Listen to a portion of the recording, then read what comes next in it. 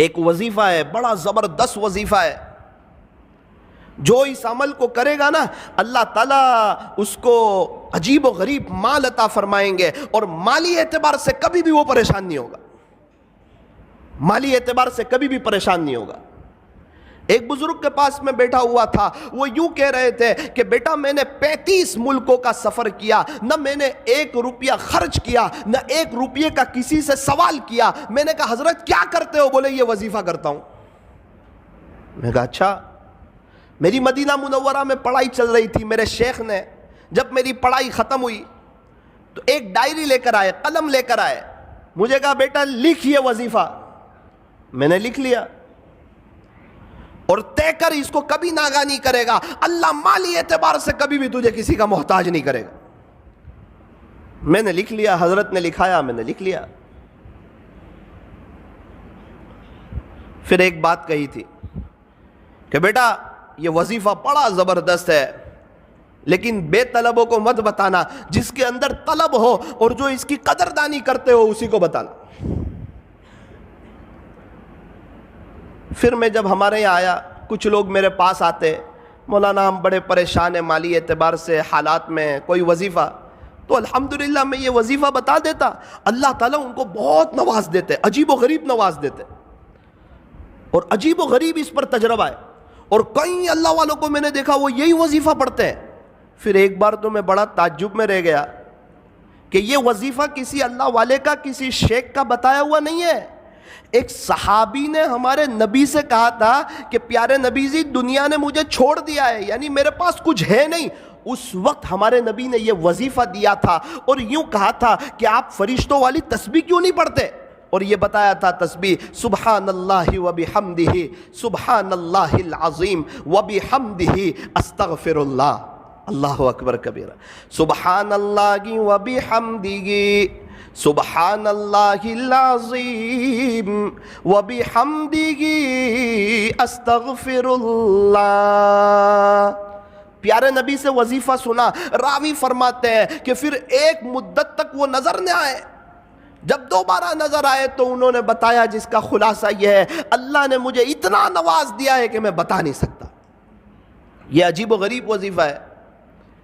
ایک شخص مجھے کچھ وقت پہلے نوساری میں ایک جگہ ملے، سید تھے، مجھے کہنے لگے مولانا کچھ وقت پہلے آپ ہمارے گھر آئے تھے، آپ نے ایک وظیفہ بتایا تھا، میں نے آپ کو اپنی پریشانی بتائی تھی، آپ نے ایک وظیفہ بتایا تھا، الحمدللہ 2 دن سے میں نے شروع کر دیا ہے۔ میں نے کہا یار میں نے بتایا تھا 3-4 مہینے ہو گئے، آپ نے 2 دن سے شروع کیا۔ مولانا آپ کو نہیں معلوم، آپ بتا رہے تھے پردے کے پیچھے سے میری بیوی یہ وظیفہ سن رہی تھی، اللہ کی شان اس نے پابندی سے کیا، ابھی اس کے 36 لاکھ روپے آ رہے ہیں، تو میں نے بھی شروع کر دیا۔ میں نے کہا یار آپ عجیب آدمی ہو۔ میں نے کہا 36 لاکھ روپے کہاں سے آ رہے ہیں؟ کہا وہ وارثے کے آ رہے ہیں۔ تو میں نے کہا ابا کو مارنے کی نیت سے تو نہیں پڑا تھا یہ وظیفہ؟ بولے نہیں ان کے ابو کا تو بہت پہلے یہ انتقال ہو گیا تھا، لیکن مولانا زمین کا اتنا خطرناک مسئلہ تھا کہ یہ کبھی بھی حل ہونے کا نام لیتا نہیں تھا، اور ہم لوگ بھی نا امید ہو چکے تھے کہ اب یہ مسئلہ جو ہے یہ کبھی بھی حل ہو سکتا نہیں ہے، لیکن میری بیوی نے یقین سے پڑھنا شروع کیا، اللہ کی شان مسئلہ حل ہوا، اس کے 36 لاکھ روپے آ رہے، اور اللہ کا شکر ہے 2 دن سے میں نے بھی شروع کر دیا ہے۔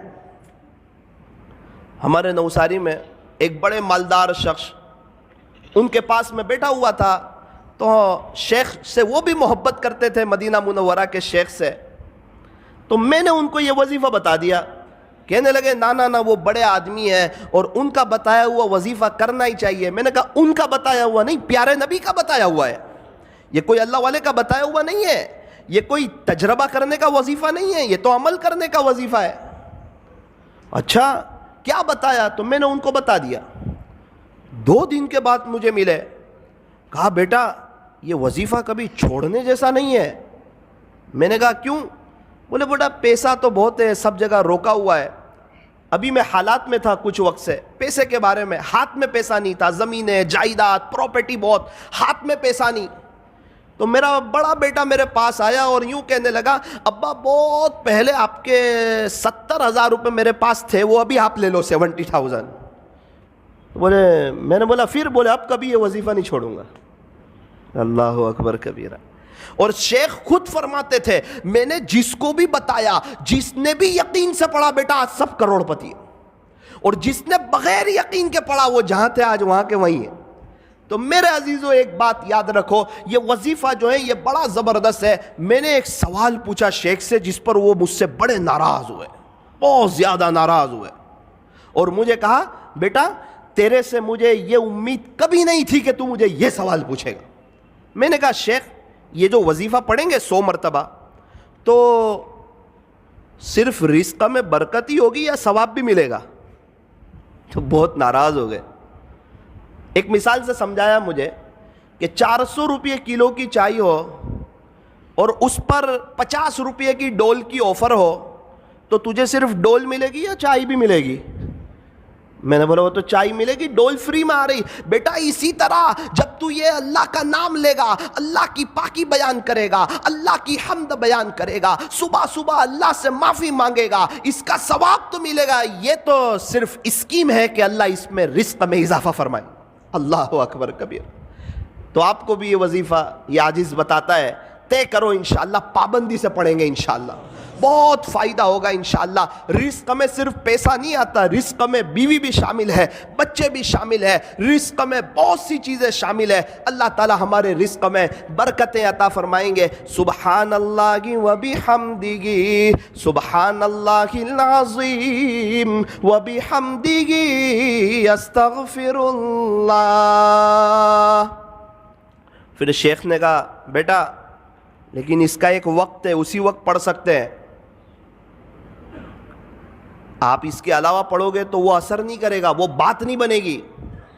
میں نے بولا اچھا اس کا وقت کون سا ہے؟ مجھے کہنے لگے بیٹا فجر کی سنت اور فرض نماز کے درمیان اس کو 100 مرتبہ پڑھنا ہے، فجر کی سنت اور فرض نماز کے درمیان اس کو 100 مرتبہ پڑھنا ہے۔ میں نے کہا حضرت اگر اس وقت کوئی نہ پڑھ سکے تو مجھے تعجب سے دیکھنے لگے کہ اس کا اپنا ہی مسئلہ لگ رہا ہے۔ مجھے کہنے لگے بیٹا جب تک فجر کی نماز کا وقت رہتا ہے، صبح صادق کے بعد سنت پڑھ لیں، اس کے بعد سے جب تک فجر کی نماز کا وقت رہتا ہے وہاں تک یہ پڑھو گے تو یہ اپنا اثر عجیب اور غریب انداز میں کرے گا۔ پھر مجھے اپنے مکان پہ لے گئے ایک مرتبہ، بڑے بڑے لوگوں کو دعوت تھی، مجھ چھوٹے کو بھی حضرت نے گن لیا۔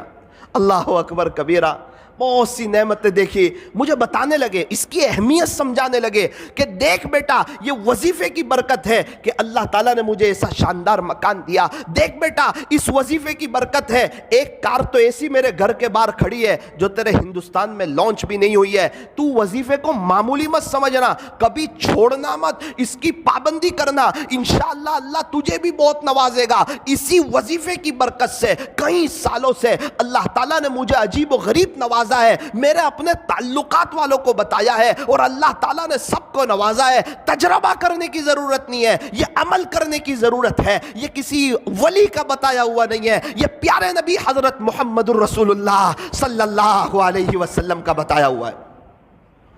میں نے حضرت کے ساتھ دبئی کا سفر کیا، حضرت تو 5 اسٹار ہوٹل میں ان کے ساتھ ٹھہرنا ہوا، کیا شکریہ ادا کر رہے ہیں، الحمدللہ الحمدللہ الحمدللہ، کھانا کھا رہے ہیں شکریہ ادا کر رہے ہیں، شیپ میں بیٹھے ہوئے شکریہ ادا کر رہے ہیں، اللہ کی نعمتوں پر شکر شکر شکر۔ میں نے حضرت کے گھر دیکھا، الحمدللہ الحمدللہ، کھجورے کھا رہے ہیں الحمدللہ، قہوہ پی رہے ہیں الحمدللہ، اور ان کو چکن وغیرہ تو جلدی سمجھ نہیں آتی، ان کو تو مٹن وغیرہ چاہیے۔ تو خلاصہ یہ ہے جو بھی کھا رہے ہیں اس پر اللہ کا شکریہ ادا کر رہے ہیں۔ مجھے وہ بزرگ والی بات یاد آئی کہ واقعتاً اللہ نے ان کو نوازا ہے اور یہ شکر کر کے اللہ تک پہنچ رہے ہیں۔